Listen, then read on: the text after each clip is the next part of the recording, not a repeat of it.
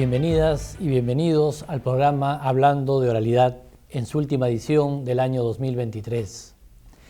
En este espacio televisivo, a lo largo del presente año, hemos recibido la visita de destacados jueces, juezas, catedráticos, especialistas, abogados y litigantes, quienes han compartido con nosotros sus experiencias y conocimientos sobre la actualidad de la aplicación de la oralidad civil en el Perú y en otros países. Esta iniciativa del equipo técnico de implementación de la oralidad civil culmina en la edición de hoy con 25 entrevistas durante el año 2023, las cuales han sido transmitidas a través de la señal de Justicia TV, el canal del Poder Judicial. Algunas de las personalidades que nos han visitado en este programa han sido catedráticos o jueces de otros países, entre ellos, por ejemplo, la doctora Claudia Beatriz Abdar, de Argentina, la magistrada colombiana Hilda González Neira y los catedráticos italianos Luca Pasanante y Elena de Alessandro. También pudimos conversar con importantes juristas nacionales como el doctor Adrián Simons Pino y especialistas en gestión judicial como la doctora Natalie Ponce Chauca, directora ejecutiva del Centro de Estudios de Justicia de las Américas, los ingenieros José Pablo Vidal Araya, Adrián Jaime Medrano Cruz, entre otros, y nuestros jueces y juezas que también estuvieron en este programa con importantes aportes, ¿no?, con los cuales pudimos conversar, ¿no?, por ejemplo, la realidad de la Corte Superior de Justicia de Arequipa, que fue el primer plan piloto, luego de la Corte de Trujillo, Lambayeque, etcétera, quienes nos comentaron cómo se vienen aplicando, ¿no?, esta herramienta de la oralidad en sus respectivos distritos judiciales. En la edición de hoy, con motivo de fin de año, hemos preparado un breve resumen de los momentos más destacados del programa, por lo cual, a continuación, dejamos con ustedes las secuencias más interesantes del programa Hablando de Oralidad, edición 2023. Desde nuestra experiencia institucional de más de 23 años de trabajo en la región, reconocemos procesos vigorosos orientados a instalar o consolidar la oralidad, primero en materia penal en los primeros 10 años desde el año 2000 y actualmente ampliar el espectro de la oralidad hacia otras materias como la justicia civil, la justicia laboral, la justicia de familia. Específicamente en materia civil, además de la experiencia tan rica en Perú, también se vienen presentando procesos e iniciativas en México a través de la reciente dación en abril de este año del nuevo Código Nacional de Procedimientos Civiles y Familiares. Además, recordemos que Panamá acaba de aprobar también un nuevo Código Nacional en materia de oralidad civil. Esto dentro de todos y un amplio número de países, Honduras, Chile, iniciativas en Argentina, es decir, hablamos de un proceso regional vivo que es necesario consolidar y fortalecer. En nuestro sistema judicial teníamos desde hace mucho tiempo consagrada la oralidad en los procesos. Lo que pasa es que no se aplicaba. En el año 2012 viene la reforma judicial al Código de Procedimiento Civil, surge el Código General del Proceso y allí se dijo: la herramienta precisa para el desarrollo del proceso civil es la oralidad. Entonces, a partir del 2012 empezamos a implementarla de acuerdo a las diferentes regiones del país y de acuerdo a las diferentes circunstancias del país, parte por parte, hasta que llegamos en el 2016, cuando ya todo el país tenía que estar en oralidad. ¿Cómo lo hicimos? Pues como teníamos la mayor parte de procesos escriturales, designamos unos jueces de los que existían para que continuaran con los procesos escriturales y los que llegaban a la oralidad partieran de cero inventario. Se constituyó una comisión interpoderes con los tres poderes del Estado y al mismo tiempo luego fui invitada para trabajar en un proyecto de reforma con oralidad civil a nivel nacional, que terminó este proyecto siendo presentado al Parlamento argentino. Bueno, en el orden provincial continuamos con la tarea. Finalmente se integró una comisión de trabajo, como dije, con miembros de los tres poderes del Estado, las tres universidades, los colegios profesionales, participación de colegios profesionales de abogados y contadores, es decir, participaron todos los actores del derecho y del proceso. Y finalmente se conformó una comisión redactora. Qué interesante fue el proceso de las 70 personas que trabajamos originariamente en esas comisiones de estudio. Finalmente, voluntariamente, se integró la comisión redactora del anteproyecto que fue al Poder Legislativo y fue sancionada como ley y está vigente en la provincia desde noviembre de 2022. El tema de la oralidad es un tema que yo considero eminentemente italiano. ¿Por qué? Porque la batalla por la oralidad empieza con la obra del grande Giuseppe Chiovenda. Se identifica la oralidad con la obra, el trabajo de ese gran procesalista. Porque Chiovenda, cuando él escribe al principio del siglo pasado, al principio del siglo XX, él tiene ante de sus ojos una situación donde en Italia hay un proceso escrito del código precedente, del código del 1865.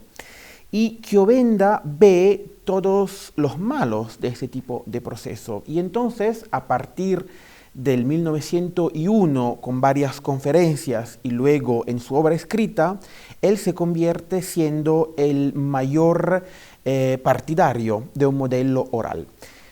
Por cierto, él no inventa la oralidad, él está mirando hacia lo que está pasando en Austria y en Alemania, donde ya el grande Franz Klein, que es el padre del modelo procesal civil social, ya había implementado, ya había, digamos, desempeñado un rol muy importante en presentar las partes más positivas de un modelo civil oral. Oral significa no solo que hay una preeminencia de la palabra hablada sobre los escritos, esa es solo una parte de la realidad. Chiovenda, Klein antes en Austria, luego Chiovenda en Italia y sus discípulos, Calamandrei, Carnelutti en medida un poco menor, pero todos destacan que el proceso civil oral es un modelo donde la palabra es oral, la parte principal, pero también el juez tiene una relación de inmediación con las pruebas y las audiencias son concentradas.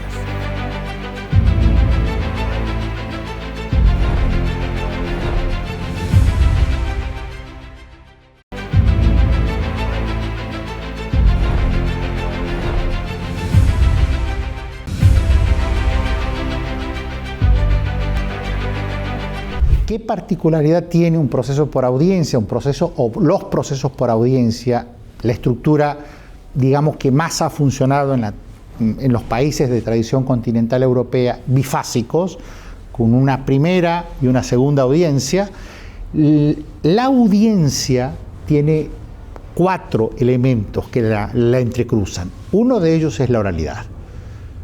Oralidad que puede ser temporoespacialmente virtual, sin ningún tipo de problema, en donde hay actuación verbal, no lectura de textos ni otros elementos. A la oralidad hay que sumarle la inmediación del juez. Que cuidado, la inmediación estamos acostumbrados solo a verla desde un punto de vista probatorio. La inmediación correctamente tiene 3 dimensiones. La probatoria es solo una de ellas. Las otras 2 dimensiones son, la primera, el contacto personal del juez con las partes y sus abogados, y el contacto personal implica el contacto y el poder delimitar bien el objeto del proceso, conjuntamente con las partes. No solamente conoce a las partes, conoce el caso que se le está trayendo. Y esa es la llamada inmediación personal que muchas veces ignoramos. Inmediación personal, inmediación probatoria, que es la que normalmente más se maneja, pero falta una tercera, que es la inmediación decisional. Y eso tiene que ver con el hecho de que normalmente el juez que intervino en las dos anteriores es el juez que va a decidir, punto número 1. Y punto número 2 es quien redacta las sentencias. La denominación de coordinador pues tiene que ser así, aunque yo podría decirle el juez líder, pero si hablamos de líder, de repente no estaríamos reconociendo todas las habilidades de todos los jueces, porque cada juez es un líder frente a sus casos y frente a sus equipos. Sí, juez coordinador, y de preferencia, naturalmente, si es elegido entre los jueces que trabajan en una misma corporativa, por decir así, en el mismo módulo, y tiene la gran tarea de articular, de armonizar y de unificar criterios. En una oportunidad que tuve de disertar acerca del tema, me preguntaron acerca del juez coordinador, si el juez coordinador puede imponer sus ideas respecto a aspectos jurisdiccionales, aspectos de fondo. Bueno, yo manifesté desde mi punto de vista que el coordinador no necesariamente, mejor dicho, no tiene por qué imponer, porque esta implementación no afecta la independencia de los jueces. Cada juez es responsable de sus decisiones. Sin embargo, ya existen criterios en decisiones casatorias, existen lineamientos, buenas prácticas que se vienen estableciendo desde la Corte Suprema, y precisamente el juez coordinador está para tener toda esta información y mantenerlos informados a todos los jueces, sentarse y en la medida de lo posible también determinar otras buenas prácticas. La virtualidad ha logrado algo muy trascendental para el sistema de justicia peruano, es llegar a todo el país, ¿no? Que la justicia llegue a todo el país y que un ciudadano de Cusco, de Arequipa, de Tacna pueda defender su caso con su abogado ante la Corte Suprema. Y como bien dice usted, el tema está en las audiencias, ¿no? El tema está en las audiencias y ahí le pongo el mismo ejemplo del Tribunal Constitucional chileno, ¿no? Él describe algunos problemas que pueden tener las audiencias virtuales en lo que significa la integridad de la prueba y cómo se capta cognitivamente la prueba por parte del juez o los magistrados de una sala. ¿Y por qué lo dicen? Porque se ponen en temas prácticos, se ponen ejemplos. Cuando hay una declaración de un testigo o de un perito, se dificulta el contrainterrogatorio. Cuando hay también esa misma situación, él está frente a una pantalla, pero los magistrados no pueden ver qué hay en esa pantalla y pueden haber multiplicidad de ventanas abiertas donde se puede estar dirigiendo las respuestas o dando información que le resta espontaneidad y le resta también la verificación de fiabilidad del testigo o del perito, ¿no? Eso creo que son unos de los problemas que hay. Las ventajas, ¿no? Las ventajas es el ahorro de costos, ¿no? El acceso rápido a la justicia, pero la otra es la calidad de la decisión. Entonces, ahí no tenemos data cómo afecta la virtualidad a las decisiones. Hay una familia de indicadores que tiene que ver, por ejemplo, con la medición de la labor jurisdiccional, ¿no? Entonces ahí podríamos tener una familia de indicadores que nos ayuden a entender, por ejemplo, cómo juezas y jueces están desempeñando su labor en función de los tiempos de duración de audiencia, en función de cómo resuelven sus casos, si propician o no los métodos alternativos como la conciliación, etcétera. Entonces yo diría que debería existir una familia de indicadores que hable sobre la productividad o la forma en la que juezas y jueces están resolviendo sus casos. Otra segunda familia tiene que ver con los resultados que estamos proporcionando a la ciudadanía sobre lo que estamos haciendo. cuántos de nuestros casos se están resolviendo por una sentencia, que esta sentencia sea ejecutoriada, que sea ejecutoriada también en forma y fondo, que no existan dilaciones a lo largo del proceso, etc. Esta segunda familia de indicadores tiene un propósito de un diálogo ciudadano, ¿no? Cómo comunicamos y conversamos con la ciudadanía y le decimos, mira, como Poder Judicial estamos avanzando, le estamos dando solución a sus problemas. Otra línea de indicadores, yo creo que debería existir otra familia hacia la gestión judicial y hacia la forma en la que hay que tomar decisiones, como por ejemplo indicadores de productividad procesal, si pudiéramos decirlo de alguna forma. ¿Con qué efectividad estamos haciendo nuestras notificaciones? ¿Cuánto nos estamos tardando en hacer un emplazamiento? ¿En qué plazos estamos agendando nuestras audiencias, etcétera?